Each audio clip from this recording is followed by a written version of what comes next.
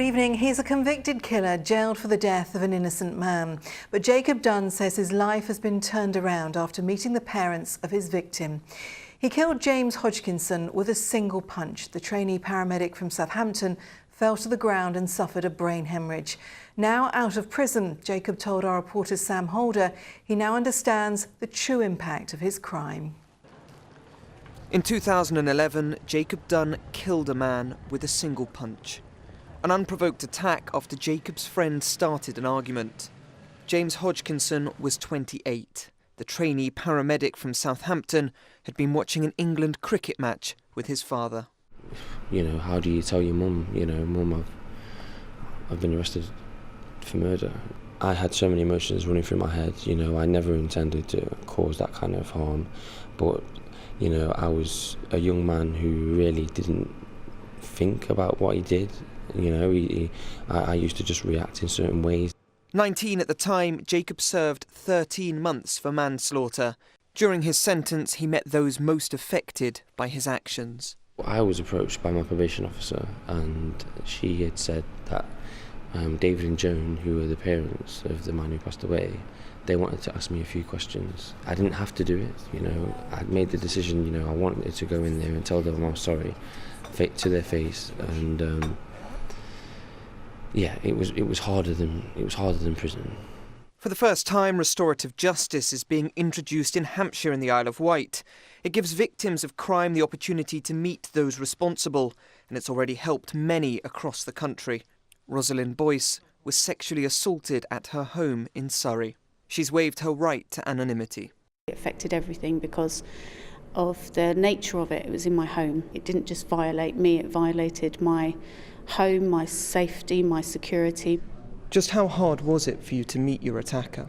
It was an extremely difficult decision to meet him. I came out feeling very empowered. I felt like I'd had all my power and control taken away from me the night of the attack. And I felt I came out, I left him sitting there and I left the room, whereas before it was the other way round. And Rosalind's not alone. 85% of victims say restorative justice has helped them, and it also leads to lower reoffending. Rosalind has become a passionate advocate for the scheme, as has Jacob. He says meeting James's parents changed his life, and since being released, he's begun studying criminology at university. Sam Holder, ITV News, Portsmouth. And there's more on that story on our website. Just head to itv.com/Meridian. In other news tonight, Hampshire Police is also investigating claims of child abuse in youth football. The offence is alleged to have taken place within the football community back in the 80s. A hotline set up yesterday received dozens of calls within hours from right across the country. A woman has been jailed for at least 13.5 years for murdering her partner at his flat in Ryde. 53-year-old Deborah Napier from Basingstoke stabbed Jolyon Ray, who was 46, while she was on the phone to the emergency services back in June. A woman in her 20s has been sexually assaulted in Bournemouth. She was pushed to the ground and assaulted on Boundary Road in Ensbury Park last night. A member of the public disturbed the offender and he cycled away. A cordon was in place today while investigations took place. The Defence Secretary, Sir Michael Fallon, was in Portsmouth today as work continues to prepare the Navy base for the arrival of the Navy's largest ever aircraft carrier, HMS Queen Elizabeth, next spring. Earlier this month, a report found a lack of funding at the base could affect operations once the new carriers are in place. With more details, here's Richard Jones.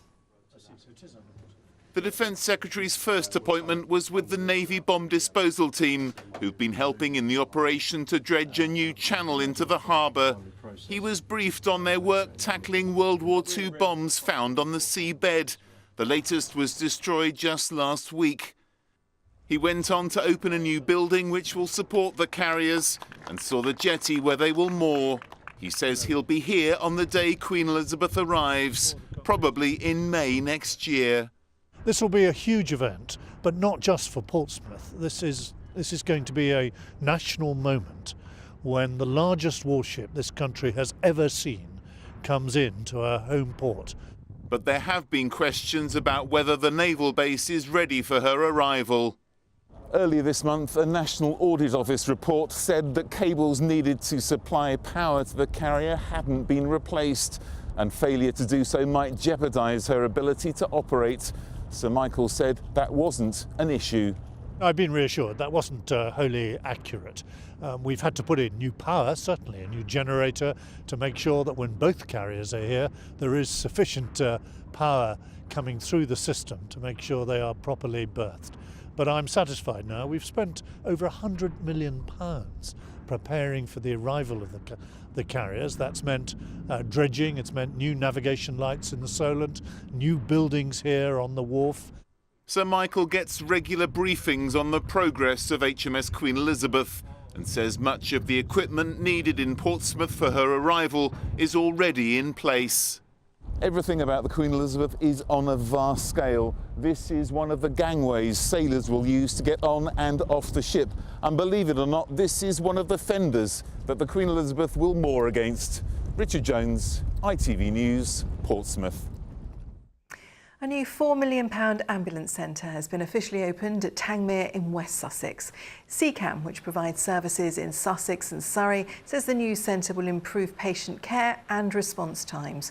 The trust was placed in special measures back in September after inspectors found a series of failings. Ambulance stations, as we used to know them, don't save lives. What we want to do is deliver to the patient a crew who are properly trained, give really great safe treatment to our patients, known to do the right thing and take them to the right place. That can only be done if we provide proper support to our staff to do that. And through centres like this, we're able to invest in the training of staff and provide that service to our patients. And finally tonight, he's only 5 years old and he's already making a name for himself in the world of golf. Zach Wheeler is the youngest player in the country to have a golf scholarship even. And his parents have been doing what they can to help him perfect his game. Andrew Pate has been to meet him and his family. Little Zach Wheeler doesn't have far to go when he wants to play golf after school, because his parents have built a mini golf course in the back garden. And the 5-year-old started young. When he was about 16 months old, he seen me chipping in the garden and he just picked up my older boy's club and started hitting the back of the club. And I noticed he was left-handed, and so I went round to all these different clubs and tried to get a club for him and cut it down and put a little grip on for him, and then he was off.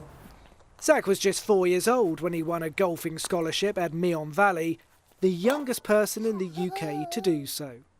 He's since met his heroes like Danny Willett, the reigning Masters champion, and says sometimes he even beats his dad when they play at the local Cams Hall golf course in Fareham.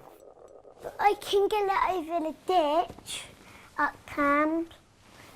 Sometimes when he goes left, Dad goes left. Sometimes Daddy goes left that way. Zach has been playing golf every day for 3 years now, so his parents decided it would be better for everyone if the golf course came to them. We'd have to get stuck in traffic, get into after school. We can just go straight in our own back garden and get on with it, and enjoys it. And when Zach hits the ripe old age of 6 next year, his parents hope he'll be able to compete at the European Junior Golf Championships. We will certainly be following his progress. Now, what does the weekend weather have in store? With all the details tonight, here's Simon.